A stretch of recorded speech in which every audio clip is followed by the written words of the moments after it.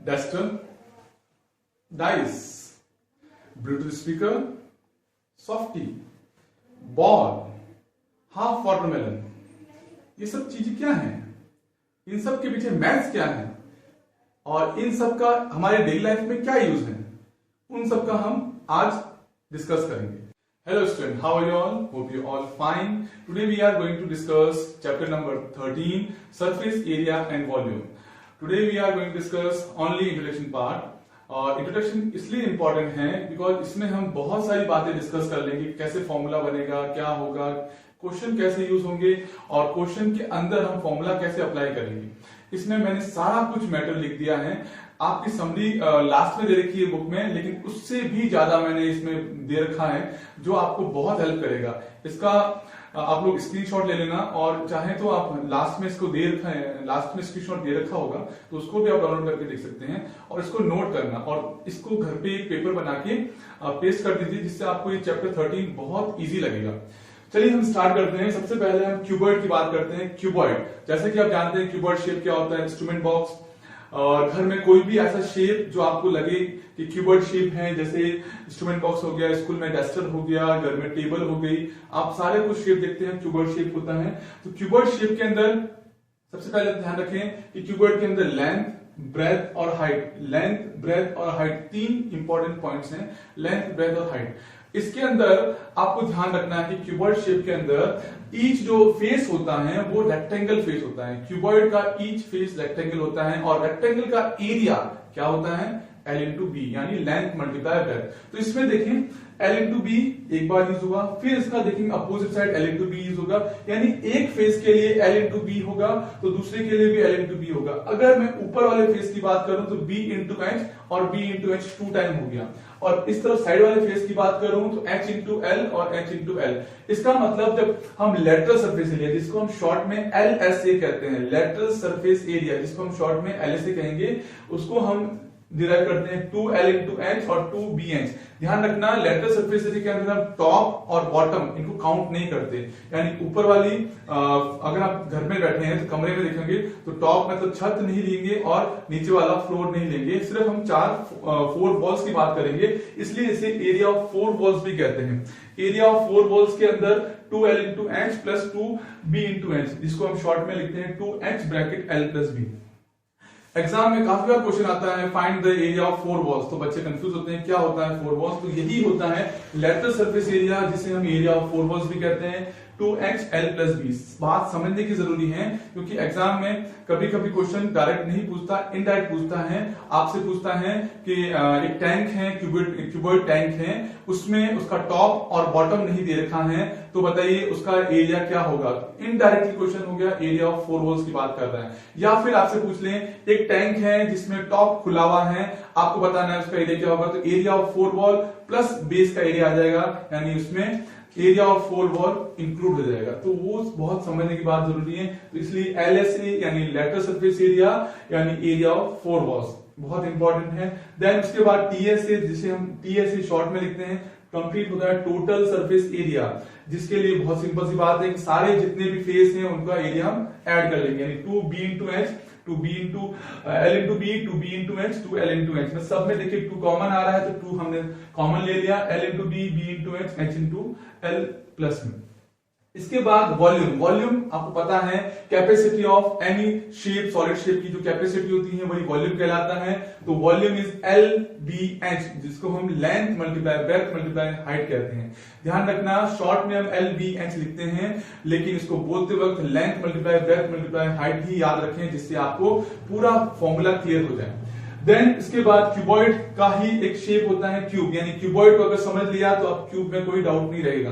Cube के example जैसे आप जानते हैं डाइस, डाइस को आपने सबने देखा होगा, डाइस का मतलब सारे एजेस इक्वल होते हैं। तो अगर मैं कह दूं क्यूबॉइड के अंदर सारी इक्वल लेंथ, ब्रेथ और हाइट इक्वल कर दूं तो उसको हम एक फॉर्म कह देंगे साइड। तो साइड साइड साइड तीनों ही लेंथ, ब्रेथ और हाइट सेम होती है क्यूबॉइड के अंदर, तो वो बन जाता है क्यूब। और क्यूब के लिए LSA, क्यूब के लिए LSA होता है लेटरल सरफेस एरिया, जिसे हम कहते हैं 4 साइड स्क्वायर। आप इस फॉर्मूले को अगर इस फॉर्म में लेके आएंगे तो इजीली आपको समझ में आ जाएगा कि L इंटू एच और B इंटू एच सबको एस कर दिया, तो एस यानी 2sa यानी 4sa स्क्वायर यानी 4a स्क्वायर भी लिखा जाता है। इसको याद रखना है कि क्यूब के अंदर lateral surface area 4 side square और 4a स्क्वायर मीनिंग दोनों का ही एक है। Then total surface area, total means cube का कंप्लीट एरिया, तो complete area means total surface area हो गया 6 साइड स्क्वायर और 6a स्क्वायर। a यहां पर डिनोट किया गया है साइड को। देन वॉल्यूम, वॉल्यूम वही बात, कैपेसिटी ऑफ दिस क्यूब, तो कैपेसिटी हो गया साइड मल्टीप्लाई साइड यानी हो गया साइड क्यूब। ध्यान रखना डिफरेंस वॉल्यूम और एरिया, वॉल्यूम और एरिया की यूनिट, वॉल्यूम की यूनिट होती है हमेशा क्यूब और एरिया की होती है स्क्वायर। तो ध्यान रखना यूनिट के अंदर भी बहुत इंपॉर्टेंट है क्योंकि एग्जाम में यूनिट के भी मार्क्स कट सकते हैं, तो आप इस छोटी सी भी मिस्टेक नहीं करें यूनिट के अंदर भी। इसके बाद इंपॉर्टेंट सिलेंडर, सिलेंडर आप लोग जानते हैं घर में सिलेंडर शेप, आपका घर का सिलेंडर जो आता है वो शेप, पाइप आपने देखा होगा, वो सारे शेप सिलेंडर कहलाते हैं जो आपको राउंड शेप दिखें और सर्कुलर शेप दिखें। तो ये सिलेंडर आपका शेप देखा हुआ होगा। इसमें 2 पॉइंट इंपॉर्टेंट है, कर्व सरफेस एरिया और बेस। तो ध्यान रखिए ये बेस जो होता है वो सर्कल होता है और कर्व सरफेस एरिया, कर्व मतलब जो राउंड शेप है वो आपको कर्व, जैसे आप एग्जांपल देखेंगे पेन, ये पेन भी हमारे एक सिलेंडर का एग्जांपल है, ये कर्व सरफेस एरिया कहलाएगा। ये आपका बेस है, ये आपका बेस हो गया, ये दोनों ही बेस हो जाएंगे, हम उसको ऊपर नीचे कर सकते हैं इसलिए ये टॉप भी बेस बन सकता है, बेस भी टॉप बन सकता है, लेकिन दोनों ही सर्कल हैं। तो सर्कल का एरिया होता है पाई आर स्क्वायर और ये भी पाई आर स्क्वायर। तो अगर हमें कंप्लीट फाइंड करना होगा तो हम 2 पाई आर स्क्वायर CSA में ऐड कर देंगे। लेकिन सबसे पहले CSA क्या होता है, तो देखिए CSA कैसे बना है, ये CSA बना है, सर्कल का सर्कमफ्रेंस होता है 2 पाई r और इसमें हाइट को मल्टीप्लाई कर दिया जाए तो 2 पाई r h बन गया, यानी CSA ऑफ किसका, सिलेंडर का, CSA ऑफ सिलेंडर यानी curve surface area of cylinder 2 pi r h कैसे बना है, ये सर्कमफ्रेंस हो गया 2 पाई r और इसको हम मल्टीप्लाई कर देंगे h से, तो 2 पाई r h ये हो गया curve surface area of cylinder.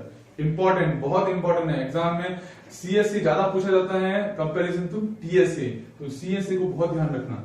Then इसके अंदर बेस और टॉप दोनों को ऐड कर दिया, दोनों ही सर्कल होते हैं जैसे कि हम समझ चुके हैं। तो TSA total surface area of cylinder क्या होता है 2 पाई r h curve surface area plus base और टॉप यानी 2 पाई r स्क्वायर।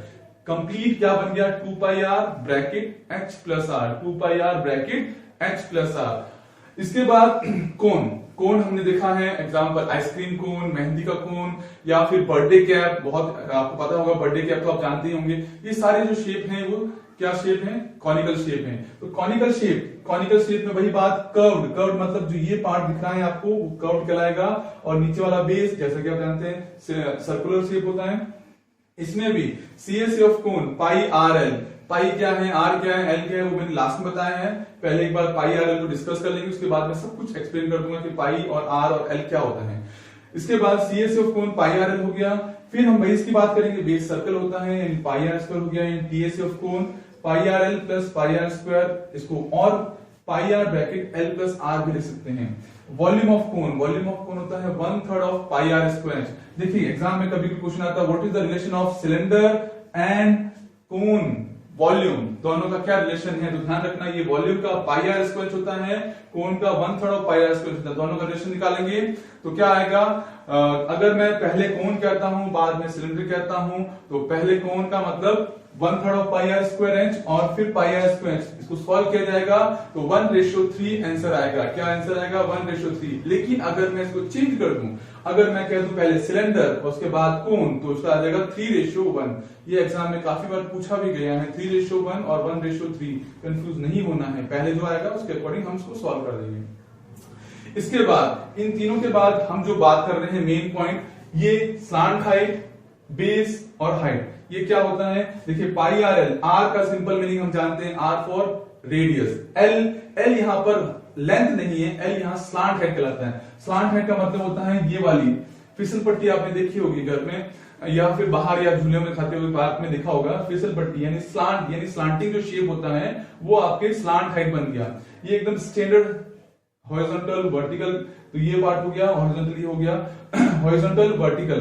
तो ये देखिए हॉरिजॉन्टल जो होता है हमारा बेस कहलाएगा, वर्टिकल आपका हाइट कहलाएगा। तो हाइट को h डिनोट करते हैं, इसको बेस को b से डिनोट करते हैं, स्लांट हाइट को l से डिनोट करते हैं। रिलेशन क्या होता है, पाइथागोरस थ्योरम 8th क्लास आपने पढ़ा होगा, h square is equal to p square plus b square, यानी hypotenuse square is equal to perpendicular square plus base square.